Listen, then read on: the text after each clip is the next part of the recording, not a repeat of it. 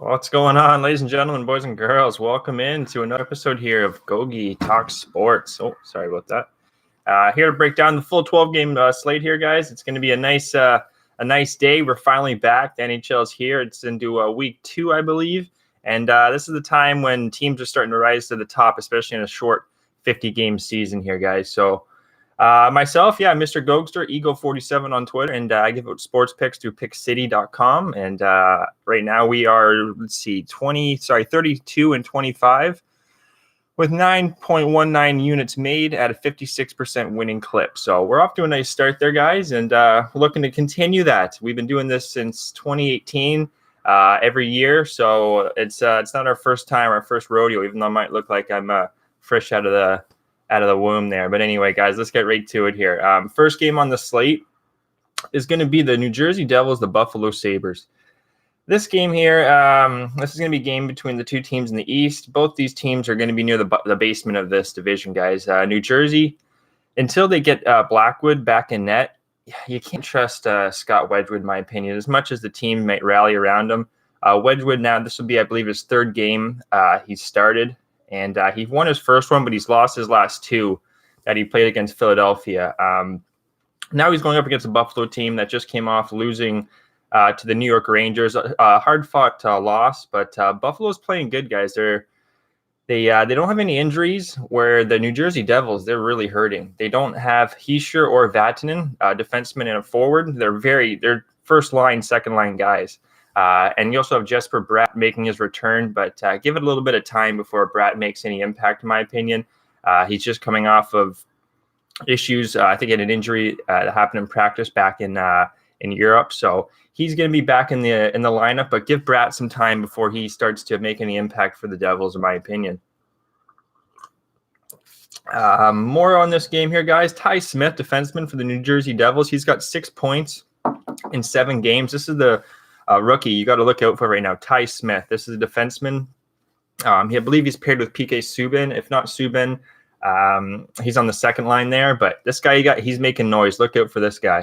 And for Buffalo, you want to look out for Victor Olofsson. He's got 3 goals, 7 points in 8 games. So not just him. You're going to look out for Eichel. They got a lot of guys that can score. They can put the puck in the net. Where the New Jersey Devils guys, they're missing Hischier, Vatanen, Bratt. This year they haven't really been a juggernaut offensively. They're a hard-nosed defensive team, but like we're saying, without Blackwood, Scott Wedgwood is not the guy you're going to want to lean on. So early in this game, I do lean towards Buffalo in regulation. This isn't a play here, but I do lean towards Buffalo. Line opened up at 2.31 and 1.68 to Buffalo. I do decimal odds, guys, just because I find it easier for myself. So that's what we're going to be doing. And so Allmark's going to be going for Buffalo too, guys. He's the much better of the two goalies between him and Hutton. He's got a 2.51 goals against average, where Wedgwood's got the 2.86. But you got an NHL goalie and an AHL goalie starting here, guys. As much as the Devils do like playing, this is something to keep note as well, guys. The Devils love to play at 1 o'clock, especially at home. The last time they played at 1 o'clock, they won that game. I believe it was against Columbus. Don't quote me on that one, though. Actually, no, it wasn't Columbus, because I think they're in the other division now. But anyway, the Devils love playing early, guys, so keep that in mind, especially at home. This team loves playing early at home. On the road, we'll see how if it transpires, but I don't think they're going to do nearly as good until Blackwood comes back. Blackwood, he is a top 5 goalie, top 10, no doubt about it, in this league. So we are leaning towards the Buffalo Sabres regulation game 1. And that's at 1 p.m. Eastern, guys. Moving on to the 7 o'clock games. We got 8 games at 7 p.m. Eastern, so we're loaded with 7 o'clock games. So you got some time. That's why I want to do the show at 10:30 or 10:35 p.m. Eastern time. Eastern time. Let's move on to the next game here, guys. This is 7 p.m. Eastern. We're going to the north.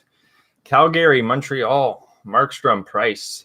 Markstrom's coming off of a rested game. I didn't think he'd get that rest. Rittich started the last game. Just a tough spot for Rittich. His first game of the year. And he had to go to Montreal after Montreal came off of 4 games on the road, or I believe 5, where they just destroyed the competition. Montreal beating Edmonton 2-0 in the series, and then beating Vancouver 3-2. So those are 2 really good offensive teams. Calgary they're struggling right now for an identity, if you ask me. Johnny Hockey, he's got 4 goals, 8 points. Sorry, 4 goals in 8 points in 6 games. That's pretty impressive from Johnny Hockey, but this team's looking for an identity still. They got Markstrom. They brought in Tanev. They got rid of Brody. They got rid of Janikowski. That's a big loss, in my opinion. He went to Pittsburgh. So there's a lot of changes to this Calgary team, and they're still looking to figure out what kind of team they are. I don't know if they're defensive, offensive, what they are. Markstrom's got to play a lot better in between the pipes, too, in my opinion. But this team here, going up against Montreal. Toffoli's got 6 goals and 9 points. Petrie, he's a defenseman. He's got 8 points also in 7 games. So this Montreal team, guys, they got a lot of offense. And then you put that together with Carey Price between the pipes. That's a really good team. If you have some futures right now, Montreal to win the Stanley Cup. I had a little bit of a vision or a whatever you want to call it last night. I think this might be the year a Canadian team wins the Stanley Cup. So look out for the Montreal Canadiens here. Calgary, though, they got to win a game. They got to start winning. They're without Dylan Dubé. He's a top 2-line forward. He's got 1 goal, 1 assist in a couple games there. He's day-to-day, so keep an eye on Dylan Dubé. If he returns to Calgary's lineup, that's a huge addition for Calgary. Montreal's without Joel Armia. He had a concussion there a couple games ago. He had 5 points in 5 games, so this guy was really lighting the lamp. Huge addition for the Montreal Canadiens, but he is now out. This will be, I believe, his 3rd game not in the lineup. So Montreal, they still, like I said, they have a lot of offense. Toffoli, you got Gallagher, you got Drouin, you got Suzuki, you got young defensemen that are starting to play really well. You got Weber. This is a really deadly team. They added Anderson as well from Columbus. So Montreal, they're a juggernaut this year. You got to watch out for this team. I'm not going to bet against them. I'm not going to bet on them, sorry, guys, against Calgary, just because Calgary, they're a desperate team here, guys. And there's also been a stat when teams have lost the first game of a 2-game series, it's like 22-10 or 22-12, something like that, guys, of the team bouncing back in the second game. So look out for Calgary. Montreal, Calgary. This is I have no play on this one, guys. Talking it out. Calgary's 0-6 the last 6 games head-to-head. So Calgary's struggled against this team. The dog is 6-1 the last 7. The under is 5-1-2. And the under is also 3-0-1 the last 4 games in Montreal. So take that with some grain of salt, whatever you'd like there, guys. But I'd have to lean towards an over here, guys. Calgary's got to start scoring. Montreal, they can't put the puck in the net. Carey Price has got a 2.92 goals against average. Could be better, in my opinion. Markstrom, I'm not sure who he is. He's since coming over from Vancouver in that trade with Tanev. So I lean to the over 6 here, guys. Opened up 2.02. Let me see if I can just bring that up here without lagging. Fortunately, our connection here up north is a little iffy sometimes. But thanks for tuning in, guys. Appreciate everyone watching on the replays or live. We'll get right back to it here. I'm just pulling up the lines from Pinnacle Sports there, guys. Great book if you're in Canada. Best lines out there. All right. Anyway, I'll let that load there, guys. We'll get on to the next game here. Toronto Maple Leafs and the Edmonton Oilers. Another game from the north here. Looking at Anderson and Koskinen. I have a nickname for this guy. He's Koskinen the team too many games. he's Koskinen everything. Edmonton needs another backup goalie.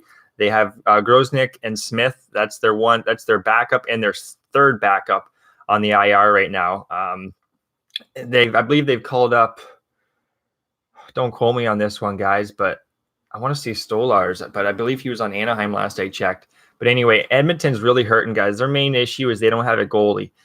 Koskinen's played every single game next to one game that Smith played, but then he got hurt. Koskinen, he's got a 3.5 goals against average. That's one of the worst you're going to see tonight.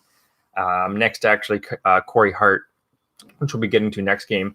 Koskinen's 1-5 against this Leafs team with a 3.77 goals against. Get this, Anderson, He's 14-1 against Edmonton in his career. 14-1 with a 2.26 goals against average. So that's pretty damn impressive if you ask me. Anderson, this will be his third game in a row.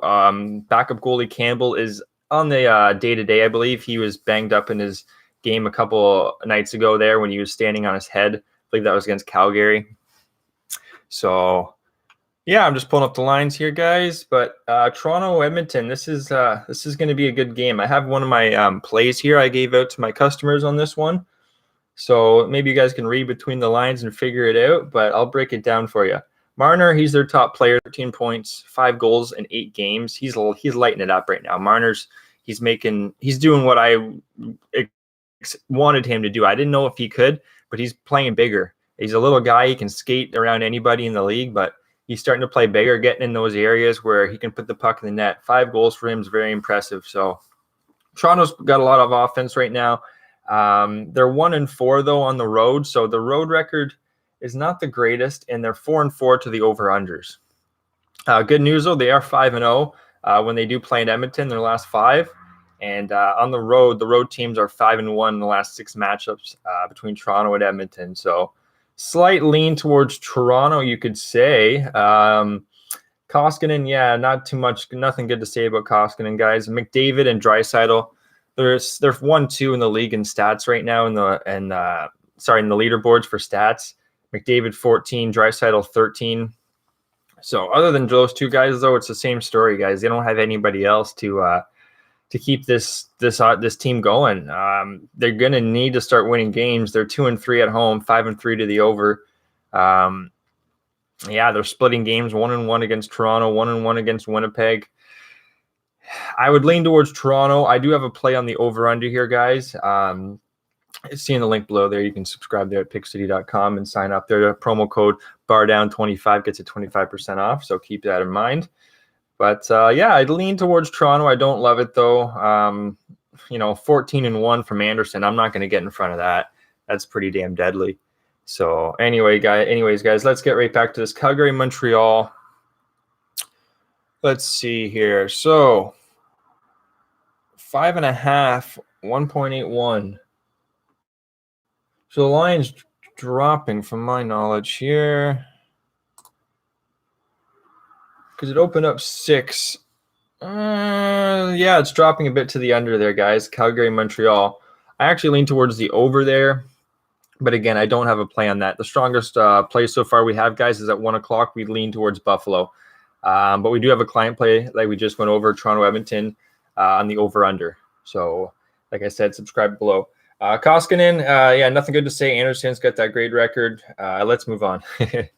But the line here, I want to get to the lines. Let's see, 1.84. Yeah, nothing's moved on the side. And the total, let's see, 6.5 it opened up at, and it is now...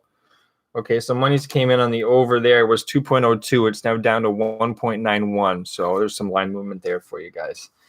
Let's get down to the next game here. New York Islanders, Philadelphia Flyers. Varlamov versus Hart. Like I said, Hart's the worst goals against average in the whole league, on the slate tonight at all the goalies in the 12 games. He's 0-2 against the New York Islanders with a 6.23 goals against average. Varlamov, on the other hand, he's got a 1.82 goals against this year, 7-2 record against this Philadelphia team with a 2.71 goals against average. So he definitely knows how to beat this team. As the Islanders are 1-4 right now on the road, they're struggling to put the puck in the net. They're 6-1 to the under, where the Philadelphia Flyers are the opposite. They're 6-2 to the over, and they're 3-1 at home. So they definitely know how to score right now. They're playing good hockey. Barzal, Dobson for the Islanders. Those are the two guys you got to look out for. Defenseman forward, and Voracek and Konechny are the other two you got to look out for the Philadelphia Flyers, leading the team in points. Philadelphia are coming off a 2-0 sweep against the Devils. Like we're saying, the Devils right now, they don't have the right goalie. They're missing some offensive players still. That's not an impressive two-game win sweep there, in my opinion. Where the New York Islanders are coming off of an 0-2 road trip against the Washington Capitals, where they did not look good, guys. They're up 3-0, blew that lead 5-3, just unbelievable. issue with the Islanders guys going forward is Sorokin is not a backup right now you can trust, in my opinion. He wasn't good in the AHL. They went with Gibson and Skarek. They had other guys they went with before they'd even looked towards Sorokin. So keep in mind with Ilya Sorokin, he's a big time fade in my opinion. But you got Varlamov going. I do have one of my client plays on this one. It's a best bet, so I'm not going to give it out to you guys, but maybe food for thought. Think about what we just went over there. The over is 8-2 in this game between these two in the last 10 games at Philadelphia. So goals have definitely erupted. Yeah, Bolivier, he's going to be day-to-day right now for the Islanders. Once he comes back, he's a big offensive player. He's a goal scorer on this team where they don't have many goal scorers. Philly's missing some key players, guys. Morgan Frost, Myers, and Couturier are all day-to-day. Don't look like they're going to be in the lineup. So there's some issues there for Philly without that offense. Yeah, you beat the Devils, who don't have much firepower, but now you're going against an Islander team who's pretty damn pissed off, and they have more offense, in my opinion, even though they're 6-1 to the under, excuse me, than the Devils. So we'll move on to the next game there, guys. But I do lean towards the over 5.5 there. Boston Bruins and the Washington Capitals, sticking to the 7 p.m. Eastern games here, guys. This is a good game in the East. It's going to be the first game. Zdeno is going back. Well, he's not going back. It's going to be at home, but he's playing his old team in the Boston Bruins. Been there for, 13, 14 years. It's been a long damn time. So he's going to be playing his old team. And right away, I'm thinking Boston knows how to beat Chara. They're going to beat Chara. They know how to beat him. They're going to beat him. Originally, I did have I don't know what's going on in this game, though, guys. Let me just make a quick check, see if the line's okay. The line is back. So 1.76 we're looking at, and 2.18 for Washington. The opener was 1.67. So monies came in on Washington pretty substantially here. 16-cent line move towards Washington. I don't agree. Rask is out. Halak's going to have to go. I don't mind that. They have 2 goalies, as you guys know. These 2 goalies have been unbelievable in the last 5-6 years. Now, Vanacek, I don't have any confirmation, guys, that Vanacek's going to be going, but the possible backup you could be looking at here is Phoenix Copley. Played for the Hershey Bears in the AHL. Damn good goalie, especially at home. He can definitely fill the void. I lean towards the under, just thinking if Copley does go, Vanacek, he's been doing really well, but I don't think as an AHL goalie, how long can this guy hold the fort, especially with Samsonov? I think this is the last game of this the COVID protocol for the 4 Russian players that got put on the COVID there for interacting in the hotel, something like that. Excuse me. But yeah, Boston, Washington here, guys. A lot of players out for Washington. Also Schultz, Ehlers, and Pino. Pino, guys, you might not know him. He's a great player for the Hershey Bears as well. He's being called up. So they're missing some big players here. In Boston, they don't have Grzelcyk. They don't have Moore. They don't have DeBrusque. They're also missing some players. But when it comes down to the core players, and Boston wanted to beat, as much as people could give the advantage to Chara here. Yeah, he's playing in Washington. He knows the team. He knows how to beat him. Excuse me. Boston knows how to beat Chara. Chara's a pylon out there, guys. He doesn't move too quick. He's got a long stick. They're going to know how to avoid that stick, Boston, in my opinion, and they're going to beat him. Copley going. I don't know if Copley or Vanacek is going. Vanacek's going. I love Boston even more here, guys. But Washington, Boston, I definitely lean towards Boston here. Originally, I was going to give it out as a play, but something kept me off it. But I do lean towards Boston in regulation. It's the injuries. These injuries are a lot of question marks right now because, Grzelcyk, Moore, those are 2 defensemen, and DeBrusque, that's a big offensive player right there, but they're day-to-day. And then, Washington's missing pretty much their top 2 lines, so I got to go towards Boston here, guys, regulation. Next game, Florida, Detroit, the Panthers and the Red Wings. I'm not going to talk too much about this game. It's going to be a boring-ass game, if you ask me. I'm leaning towards the under first period, under full game. Grace is going to be going. Bernier's now day-to-day. And there's a lot of guys with COVID still for the Detroit Red Wings. Keep an eye on when they're going to come back. Guys like Zadina, rookie, unbelievable, and Fabry, who was recently acquired from St. Louis, I believe. Yeah, this game, look at Larkin, Bertuzzi. Those are the 2 guys that are scoring as in 6 points in 8 games. That's not too impressive.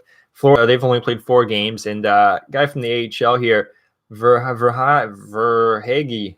I'm butchering his name. I haven't watched too much of this guy, but he played for Springfield, I believe. He's been leading the team with 6 points in 4 games. Bobrovsky should be getting the start. He's 15-5 against this Detroit team with a 1.96 goals against average. So he definitely knows how to hold down this Detroit team. Detroit is 3-1 though at home. They're coming off of some bad road games. They're 0-4, losing to Chicago and Dallas. So Detroit has not been playing good hockey on the road, but at home they are 3-1, beating Columbus and I believe it was Chicago. Don't quote me on that one though. Yeah, not a lot of the trends and everything lean towards Florida here, guys. 6-1 in Detroit, 15-5 from Bobrovsky, but 3-1 record. Detroit's going to be desperate. I lean towards the under. A boring game, but I don't love this one. Let's move on to the next. Dallas, Carolina. Dallas Stars versus Carolina Hurricanes. This is one of my client plays here, guys. Break it down, though, for you, as I always do. Khudobin, Mrazek. You got a 0.99 and a 1.01 goals against average between the two. 6-1 with a 1.72 goals against for Khudobin. Khudobin's been really good against Carolina. Mrazek's not too bad. 2-3 with a 2.30 goals against average. So both goalies are playing pretty well. Pavelski's got 9 points in 4 games. Look out. Pavelski's just been unbelievable right now. Little Joe. He's leading the way there. And they beat Nashville and Detroit, 2 teams, though, that don't have a lot of offense. So now they're going up against a team in Carolina who are really banged up with the COVID-19. They got Fast, Slavin, Fogle, Martinic, and Teravainen all out with COVID still in the protocol. So they're missing some players. They look pretty flat, even though they beat Tampa Bay that last game, 1-0 in overtime. Dallas, they do have their injuries as well, guys. Hintz, Ben, and Kivranta. Those are huge offensive players right there for the Dallas team. This is going to be a tight game in my opinion. I lean towards Dallas on the money line, but I don't love it at all. I have one of my best bets here on the total there. If you're interested in that, guys, subscribe below and you will get that sent right to your email or DM on Twitter, whatever you would like. So that's that one there. Dallas, Carolina. Trends lean towards the under, and they also lean toward Dallas 8-3 in their last 11. The favorites also 7-3 in the last 10 between Dallas and Carolina. The favorite being Carolina at 1.80. And we are currently at, where is it? 1.80. Wow, no movement. Opened up. Damn. 1.95 was the under. It is now 1.71. So there's been almost a third 25-cent line move there. That's huge. Moving on to the next game here, guys. It's going to be sticking to the 1 p.m. 2 more games at 1 o'clock. Or at 1 o'clock. It's 7 o'clock. Sometimes when you're talking for 23 minutes straight. Nashville, Tampa Bay. Nashville, nothing good to say about this team. Saros, he's got a 2.54 goals against average. He's 2-0 with a 2.27 goals against when he plays Tampa Bay. So he's got a good track record against Tampa. Arvidsson's the player to watch. He's got 5 points in 7 games. Haven't been too good. Well, you could say they've been all right. They lost to Dallas on the road. They're 0-2 on the road. What do I have 1-1? Anyway, they just beat Chicago, guys. They swept them 2-0. That being Chicago, they didn't look that good either. 2-1, 3-2 in overtime. I didn't like what I saw. 4-1 in their last 5, 4-0 against Tampa Bay. So Nashville actually has some good track record trends against this Tampa Bay team. They're going to be without Spiza and Yarnik, butchering his name. I haven't watched too many Nashville games in this year. It's funny too. One of my guys I grew up with here, Nick Cousins, is playing on the team, but I should watch more Cousins games. He had a goal the other night too.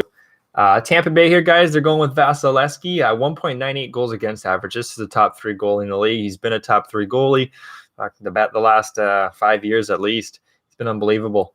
Stamkos and Hedman, they're leading the way, and if those two guys are leading the way in points, look out for Tampa Bay. I do have one of my client plays on this one, but I definitely lean towards Tampa Bay here, guys, in regulation. Stephens and Cernak, defensemen who's day-to-day, are out for Tampa Bay. they're pretty well healthy. Obviously, they don't have Kucherov with the hip replacement there, but Tampa's 2-0 at home, 2-0 at home on the year. The under is 5-0. Keep that in mind, but I think this is a nice bounce back spot. Tampa Bay's lost the last 2 games, where the Nashville Predators, they beat Chicago just barely. Like, it didn't look pretty either. And they're top guys. Where's Forsberg? Where's Arvidsson? Yeah, he's got 5 points in 7 games. That's nothing. Where's the rest of these guys? Duchesne, Ellis, their defenseman. I'm not a huge fan of their captain there. It's slipping my mind there. Give me a sec. It's not going to come to me. Anyway, Nashville's captain there, guys. He's an offensive defenseman. It just hasn't been working for this team. Yeah, they went far a couple years ago in the playoffs, but their goaltending, I hope Saros, he's a little guy. I hope he can lead the way for Nashville, but we'll see. I definitely lean towards Tampa Bay there, guys, in regulation, and have one of my client plays on the total there. Next game, 7 o'clock, last one, Pittsburgh Penguins versus the New York Rangers. This is also one of my client plays, but we'll go over it as we do. Read between the lines. You might just figure it out. Pittsburgh's going with Yari, 3.92 goals against average. Yikes. Shesterkin should be getting the start here, 2.73. He's 0-1 in his career. I've only been playing the league for a couple years with an 3.03 goals against average, where Yari, he's 3-2 with a 2.78. Yari also hasn't played very much in the league. AHL goalie that was called up in the last couple years. Crosby, 7 points. Russ, 6 points in 8 games. Panarin, 8 points. Fox, 5 points in 7 games. The offense needs to get going for the Rangers, and I expect it to eventually get going. Pittsburgh, they're going to be without Dumoulin, Rodriguez, still without Marcus Pettersson, so they're missing some guys as well. But they are now back with the guy Kapanen from Toronto there. He's finally got the visa issues back, and he's on the lineup. And look out for Janikowski, the guy that used to play for Calgary. He's been a huge addition. Not many people are talking about him. I've been watching a lot of Pittsburgh's games, and he's a force. Look out for him setting up goals, being in the right place at the right time. So this Pittsburgh team will be scrappy, but you know what? This Rangers team, they're not going to be messing around either. I lean towards the New York Rangers in regulation, but I do have one of my client plays on the total. 9-3 in New York. Pittsburgh, they've been playing really good in New York, guys. 9-3, and the favorite is 10-4 in the last 14. That being Pittsburgh Penguins. And let's see where the line is right now. Pittsburgh. So it was 1.88. It is now 1.90. So a slight move has been towards the Rangers. So you're getting a better number with Pittsburgh now. And the total was, let's see what it opened up at, 1.95. It is now 1.88. So there's been a little bit of money towards the over there as well. Moving on to the next game here. We got 8 o'clock p.m. finally. 8 o'clock games. Excuse me. Sorry, guys. As you see, we're rocking the Edmonton Oilers here. We got the Nuge on the back. We're getting to the Oilers game. Actually, no, sorry. We already got to the Oilers game. What am I saying? I don't know if you see that little swag there, guys. We got the Buffalo Sabres there going off at 1 o'clock. We ran the sports store, so we were able to get all the cool swag. That was in the past. Anyway, let's get to it here. Colorado and the Colorado Avalanche and the Minnesota Wild. Two teams that they're going to be they're going to be near the top of the leaderboard at the end of the year, if you ask me. Kakanen's going to be their starter. He's been unbelievable since Talbot's went down, guys. He played for the Iowa Wild, who are a top team in the AHL. So you can definitely see why they were a top team. They're led by this guy, Kaapo Kähkönen, and he was just shutting the door, and he's been shutting the door on a lot of teams this year with a 2.40 goals against. And Grubauer, on the other hand, he's got a 1.86, and he's 3-2 with a 2.62 goals against average when he plays Minnesota. So both these goalies, guys, they should be playing all-right hockey. But the offenses are just lighting it up, especially Colorado. 10 points for McKinnon, 9 points for Makar, sorry. And that's in 8 games. Defenseman and forward, they're pushing the puck. They're going to be without Bellemare, Taze, and Calvert still. Calvert's been out indefinitely, but Bellemare, he's day-to-day. Offensive player they got from the Vegas Golden Knights. They just beat San Jose. San Jose is a really brutal team. They had like 9 games in a row. That was the end of a 9-game road trip to start the year, something like that, 8-game road trip for San Jose. So don't take those wins too seriously with Colorado. They took them light too. They're getting ready for this game. It's going to be a good game. But Fiala is suspended for 3 games for Minnesota. That's a huge loss for their offense. Talbot's still day-to-day. Minnesota's been splitting games against San Jose and the LA Kings. I have a lean towards the over 5.5, but the more I talk about this, it could go under. It could go under. So I'm not too strong on that one right away, guys. I'm just looking at just because these two goalies they're playing great hockey, and defensemen from Minnesota are strong. They're big. Minnesota doesn't necessarily want to get in a track meet against. No one wants to get in a track meet against Colorado. They're going to be on the road, where Colorado's 0-4 on the road, so they're not playing nearly as good hockey on the road. That's a tough game. I might even flip-flop there and maybe lean towards the under 5.5. Let's see what line we're getting here, guys. Colorado. So money's coming in on the over. It was 5.5, 1 point. Where are we? 9. It's now 1.87, 1.62. Money's came in on Colorado. I don't agree on that. Fiala's out, yeah, but they're gonna play. It's gonna be a low-scoring game. I'd also lean towards the under and coin flip on the side there, guys. Moving on to the next one here. 2 more games left, and we'll finish this first show off. Gogi Talk Sports. Thanks everyone for tuning in. If you have any questions leading up to the games at 7 p.m. Eastern, feel free to shoot me a DM there on Twitter, Eagle47, and I'd love to break it down, give you my insight on what I think. Moving on to the next one, like I said, St. Louis and Anaheim, Binghamton and Gibson. Gibson lights out, 1.87 goals against average, 4-6 though, with a 3.05 when he plays St. Louis. So he's been a little bit iffy when he plays this team in the past. St. Louis, they're coming off a game that was suspended or canceled because of COVID. Pietrangelo, just precaution there. Used to play for St. Louis, now in Vegas. So St. Louis had no issues with that game that was canceled. It was Vegas. St. Louis are getting contributions from guys like Cairo. Cairo was a great player for the San Antonio Rampage last year. San Antonio was no longer a team, but he was a great player for the AHL team, Cairo. Good to see he's playing well. Schwartz, he's also playing good hockey.